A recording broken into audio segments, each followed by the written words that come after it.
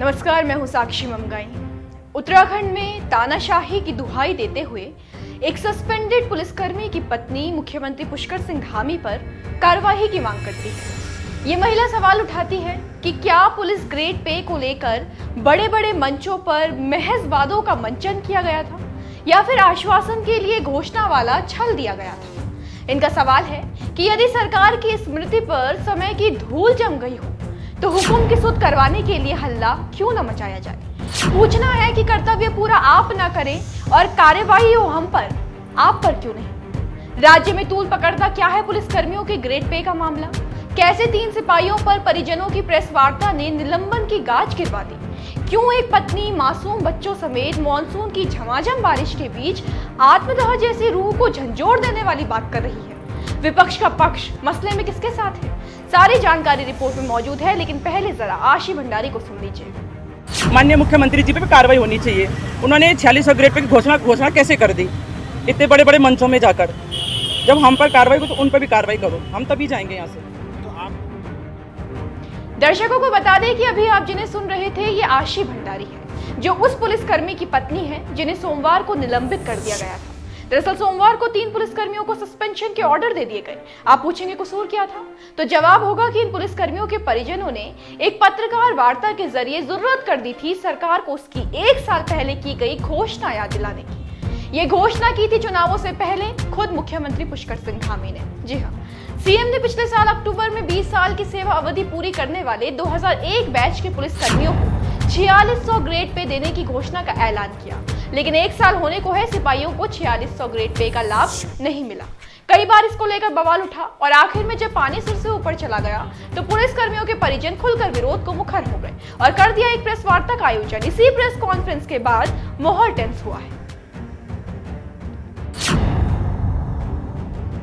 पत्रकारों से वार्ता करते हुए जब पुलिसकर्मियों के परिजन सरकार को 1 सप्ताह का अल्टीमेटम दे रहे थे, वादों के लिए विश्वासघात की दुहाई दे रहे थे, तब शायद परिजनों ने सोचा भी नहीं होगा कि चेतावनी का तरीका खलबली तो मचाएगा, लेकिन सिर्फ विभाग में नहीं बल्कि उनकी जिंदगियों में भी, वो भी निलंबन के रूप में। गौर कीजिए कि परिवार के सदस्यों की ओर से की गई इसी प्रेस वार्ता के बाद आचरण नियमावली के तहत कार्रवाई करते हुए सोमवार को डीजीपी अशोक कुमार के निर्देश पर चमोली पुलिस लाइन में तैनात सिपाही दिनेश चंद, एसएसबी आरबी देहरादून में तैनात सिपाही हरेंद्र सिंह और एसडीआरएफ उत्तरकाशी में तैनात कुलदीप भंडारी को निलंबित कर दिया गया। एक्शन को लेकर डीजीपी अशोक कुमार का कहना है कि पुलिस एक अनुशासित बल है और इस तरह की अनुशासनहीनता स्वीकार्य नहीं है। चलिए ठीक है, लेकिन इस कार्रवाई ने इस बर्निंग मैटर को और प्रज्वलित करने वाला फैक्टर दे दिया, क्योंकि इस निलंबन के विरोध में भारी वर्षा के बीच कुलदीप भंडारी की पत्नी आशी अपने बेटे और बेटी के साथ देहरादून के गांधी पार्क पहुंच गई। बड़ी बात यह है कि इस दौरान होने जा रहे व्यापक प्रदर्शन की झलक उनके रोष, उनकी उदासीनता में साफ नजर आई।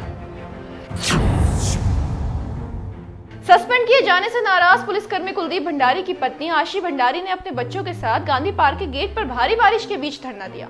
इस दौरान मौके पर कई पुलिसकर्मी भी मौजूद रहे। पुलिसकर्मियों ने उन्हें गाड़ी में बैठाने का आग्रह भी किया, लेकिन उन्होंने इनकार कर दिया। कहना है कि जब तक उनके पति की बहाली नहीं की जाएगी तब तक वो वहां से नहीं जाएंगी। आशी ने सीधा तानाशाही की बात करते हुए कहा है कि शासन जितना दबाव उन पर बना रहा है, उतना दबाव यदि 4600 रुपए ग्रेड पे पर बनाया होता तो स्थिति कुछ और होती। इसी के साथ उन्होंने 7 अगस्त को होने जा रहे धरने की बात कही और बताया कि 7 अगस्त को पूरे 13 जनपदों के पुलिसकर्मियों के परिजन गांधी पार्क में धरना देने पहुंचेंगे। अच्छा, यहाँ पर नोट करने जैसी बात यह है कि मामला अब सिर्फ परिजन और शासन के बीच का नहीं रहा, बल्कि परिस्थिति को देखते हुए लगता है कि मसले में पॉलिटिक्स का प्रवेश होने जा रहा है। कांग्रेस की प्रतिक्रिया भी मामले में सामने आई है, जो क्या है वो बताते हैं। बस जल्दी से ये जान लीजिए कि क्यों सरकार ने अब तक 4600 ग्रेड पे को लेकर फैसला नहीं लिया है।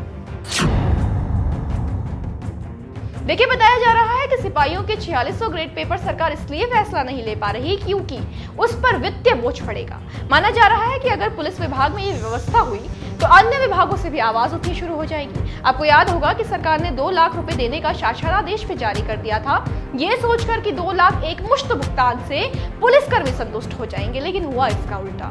सरकार पर आरोप लग गए कि सरकार इस मामले में हाथ खींच रही है। खबरें ऐसी भी आई कि ग्रेड पे की मांग पूरी करवाने के लिए साल की शुरुआत में तकरीबन 18 से 20 सिपाहियों ने इस्तीफे तक दे दिए।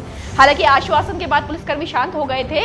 अब आश्वासन का अस्त्र भी तो अत्यधिक ठीक नहीं है, इसलिए कई दौर आंदोलन के चले और आखिर में बात अब यहां आकर रुकी है, जहां विभाग की कार्यवाही को भाजपा का विपक्ष भी गलत ठहरा रहा है। सुनने को मिला है कि पुलिस कर्मियों को निलंबित करने की कार्रवाई के बाद कांग्रेस के हाथ बड़ा मुद्दा लग गया है। बताया जा रहा है कि कांग्रेस के सदन के उपनेता भुवन कापड़ी, हरीश रावत, प्रीतम सिंह सहित बड़ी संख्या में नेताओं ने पुलिस कर्मियों के स्वजन से संपर्क किया है। जल्द ही उनसे मुलाकात करने के लिए भी पहुंच सकते हैं। हरीश रावत ने तो पुलिस कर्मियों का निलंबन करना समस्या का समाधान न बताते हुए सीएम पुष्कर सिंह धामी से कार्यवाही की मांग भी की है। सलाह दी कि सरकार को चाहिए कि संबंधित लोगों से बातचीत करे। अब देखिए, विभाग को तो अनुशासनहीनता नहीं स्वीकार, लेकिन क्या सरकार को भी नसीहत अस्वीकार्य होगी, ये देखने वाली बात है। सीएम धामी अपने किए वायदे को वरीयता देते हैं या फिर मुख्य का अख्तियार रूप प्रदेश में शासन और स्वजनों के बीच संघर्ष, विरोध और आंदोलन का नया अध्याय छेड़ देगा, इस पर भी निगाह है। और हाँ, विरोध की व्यापकता किस स्तर की होगी, सवाल तो ये भी अहम रहेगा। इसका जवाब लेकर हम हाजिर होंगे। आप बस बने रहें देवभूमि इनसाइडर के साथ। आज ही डाउनलोड करें देवभूमि इनसाइडर ऐप।